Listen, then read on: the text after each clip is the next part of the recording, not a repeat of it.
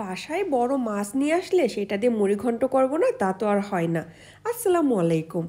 একদম সহজ একটা মুড়িঘণ্টের রেসিপি। এটা দেখে যে কেউ কিন্তু খুব সহজে মুড়িঘণ্ট তৈরি করতে পারবে। আমি এখানে বড় একটা মাছের মাথা নিয়েছি এবং এগুলোকে ছোট ছোট করে কেটে একটু হলুদ আর লবণ দিয়ে মাখাই নিয়েছি। এখন একটা প্যানে সামান্য তেল দিয়ে এই মাছের মাথাগুলো খুব ভালো করে ভেজে নিব। তাহলে যখন পরবর্তীতে এটা রান্না করব তাহলে কিন্তু ভেঙে যাবে না বা এটার টেস্টটা কিন্তু অনেক বেশি ভালো আসবে। এপাশ ওপাশ করে খুব ভালো করে ভেজে নিতে হবে। আমি এখানে বড় একটা রুই মাছের মাথা নিয়েছি। আপনারা চাইলে যে কোনো বড় মাছের মাথা নিতে পারেন, সেটা আপনাদের পছন্দ মতো।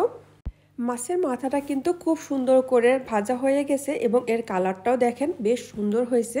এখন আমি এগুলোকে তুলে নিব। এরপর একটা প্যানে আমি কিছুটা বাটার দিয়ে দিব।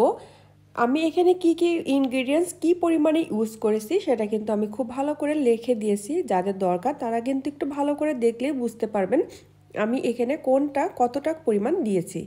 বাটারটা একটু গলে গেলে এর ভিতরে দিয়ে দেব সামান্য এলাচ আর দারচিনি। এটা কিন্তু খুব সুন্দর একটা ফ্লেভার আসবে। দিয়ে দেব কয়েকটা তেজপাতা। এটা একটু ভালো করে ভেজে নিয়ে এর ভিতরে অ্যাড করব মুগ ডাল। মুগ ডালটা কিন্তু আমি ধুয়ে পানিটা শুকায় নিয়েছি। এটাকে এখন মিডিয়াম টু লো হিটে রেখে কিছুক্ষণের জন্য ভেজে নিব। আস্তে আস্তে ভাজতে থাকলে দেখবেন কিছুক্ষণের মধ্যে এটা দিয়ে খুব সুন্দর একটা ফ্লেভার বের হয়েছে। বুঝতে পারবেন ভাজাটা হয়ে গেছে। এখন এর ভিতরে আমি অ্যাড করে দিব 3 কাপের মতো পানি।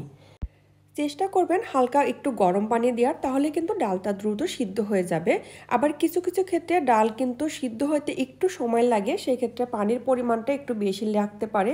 এখানে আমি পেঁয়াজ এবং কাঁচামরিচ দিয়ে দিলাম। আপনাদের পছন্দ মতো কিন্তু ঝালের পরিমাণ কমায় বা বাড়াই দিতে পারবেন। একে একে সবগুলো মশলা এখানে আমি অ্যাড করে দিব। হলুদের গুঁড়া, ধনিয়া গুঁড়া, জিরা গুঁড়া, চাইলে সামান্য কিছু লাল মরিচের গুঁড়াও অ্যাড করতে পারেন যদি আপনি ঝালের পরিমাণটা একটু বেশি খেতে চান, বা ঝালের গুঁড়া দিলে কিন্তু এর কালারটাও আবার সুন্দর আসে। আমার এদিকে ডালটা যখন অর্ধেকের মতো সিদ্ধ হয়ে যাবে তখন মাছের মাথাগুলো অ্যাড করে দিব। এগুলোকে অ্যাড করার পরে আবার ঢেকে কিছুক্ষণ রান্না করে নিব।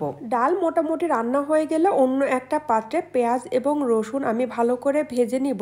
এটাকে গোল্ডেন ব্রাউন করে ভাজতে হবে। এটাকে অনেকে বাগার দেয়া বলে। এর ভিতরে দিয়ে দেব সামান্য জিরা।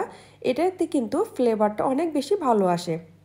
এটা একটু হালকা করে ভেজে নিয়ে আমি দিয়ে দিব আমাদের রান্না করা ডালের উপরে। ডালে বাগার দিলে ডালের স্বাদ এবং গন্ধ দুটোই বেড়ে যায়। এখন আর খুব বেশি নাড়াচাড়া করব না, তাহলে মাছের মাথাগুলো হয়তোবা ভেঙে যাবে। সামান্য একটু নেড়ে চেড়ে এখন হালকা আঁচে এটাকে ঢেকে রেখে দিব। খুব সহজেই কিন্তু তৈরি হয়ে গেল মুড়িঘণ্ট। রান্নাটা কেমন হয়েছে কমেন্টে অবশ্যই জানাবেন এবং আমার ফেসবুক পেজটাকে ফলো দিয়ে অবশ্যই পাশে থাকবেন। সবাইকে ধন্যবাদ।